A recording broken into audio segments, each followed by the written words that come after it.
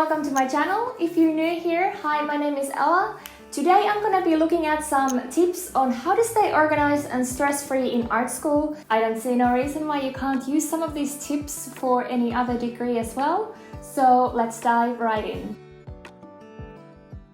So my first tip for you is to do theory first. As the semester goes on, you are going to get more tired and reading large bodies of text will be more difficult. For example, if you've been assigned to do 20 pieces of artist research, I recommend you do 5 research pieces per week for the first 4 weeks of the semester. This way all the theory is out of the way and you are good to just concentrate on the fun part, which is the actual creation of the art. If you're just doing a theory subject, take a little moment at the beginning of the semester to look at the subject outline and find the themes and subjects that interest you the most about what you're doing that semester.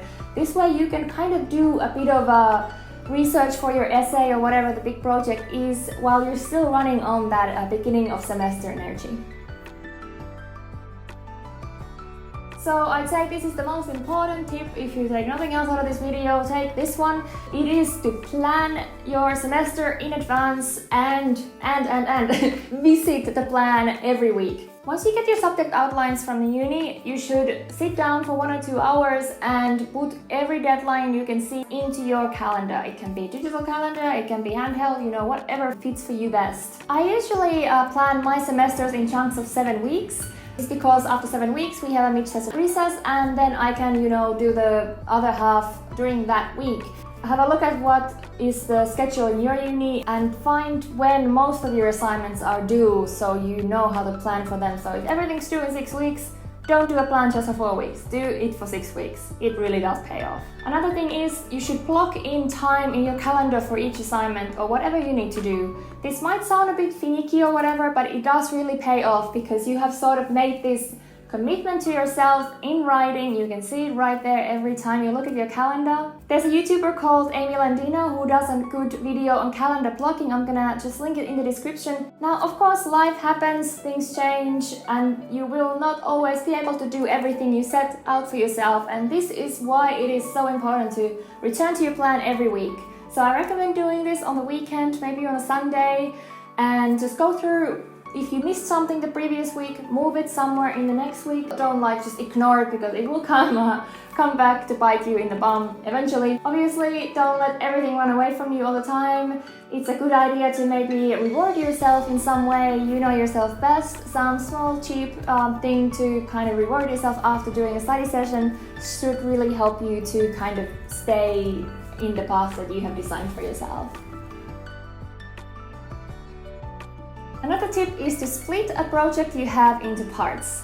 Now, it can be really scary to get all those assignments in the beginning of semester and you feel like you're drowning, you don't know where to start, but this is a good place to start. So for example, in an art subject like painting, what I usually do, 1 is research and planning, 2 is art supply testing and sketching, and 3 is the actual project and doing the actual paintings. You can further break this down into smaller parts if you need to. For example, the research could be broken into artist research, supply research, theme research. It's all about not getting overwhelmed by all these assignments and doing little steps in order to reach that larger goal. Next tip is to organize your files and folders. And this is important. If you are surrounded by mess, even in your laptop, how can you possibly stay organized in your mind? So I recommend that when you do your weekly planning on Sundays, you take a while to go through all the documents that you received that week. Scan the important documents you need, rename, rearrange, or delete documents you don't need. Also, I think it's a good idea every week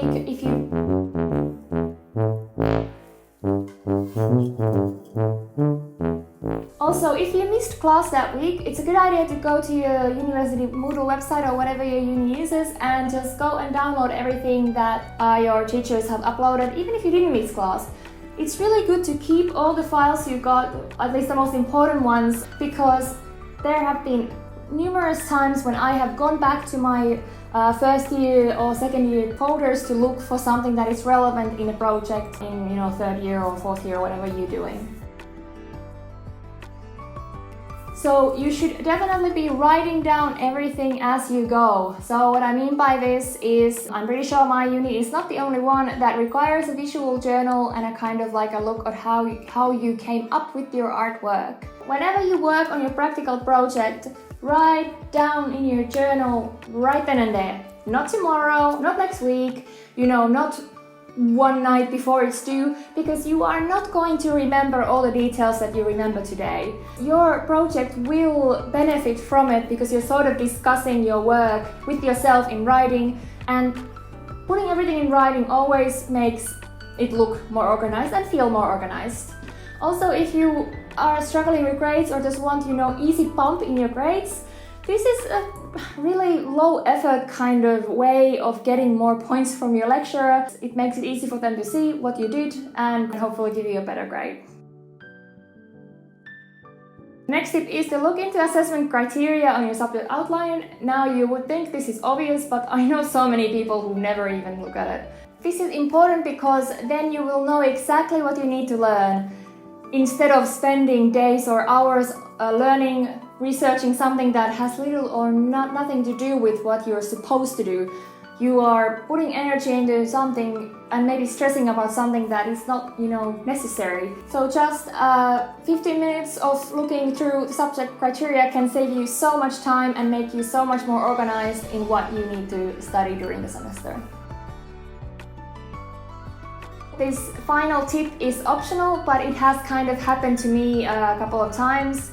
It is also a good tip if you are struggling a bit with theory or your grades. So having a theme for the semester. For example, a couple of semesters ago, my theme just ended up being plastic in the oceans. Now, I am not saying that you do exactly the same projects for 2 subjects. That's cheating. Don't do that. What I mean is, you will present 2 different solutions or ponderings on a set theme.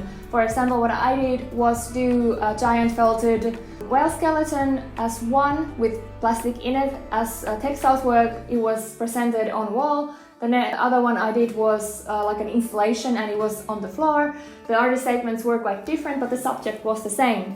The good thing about this is that when you're doing your initial research for this, the research complements both these projects, or however many projects you're working on, and you are giving different, points of view to that problem or that subject. Don't cheat on this though, just make sure your projects are different enough from each other. Usually they end up being, because it's not like you're taking 3 different painting courses or whatever. Another example is if you are doing theory in abstract art, this might be a good time for you to try abstract art yourself in your painting or sculpture, whatever class you're taking. This way the work you are doing practically is complemented by the theory you're learning in other subjects. Just make sure your projects are, different enough from each other. This is to give a different point of view to the same problem, not to kind of get an easy distinction. I hope you guys found this video useful. Please let me know if you have more tips on how to stay organized in art school. And I would really love it if you could take the time to like the video and subscribe to my channel. It really helps for the channel to get out there for more people to see. And I will be seeing you in the next video. Bye!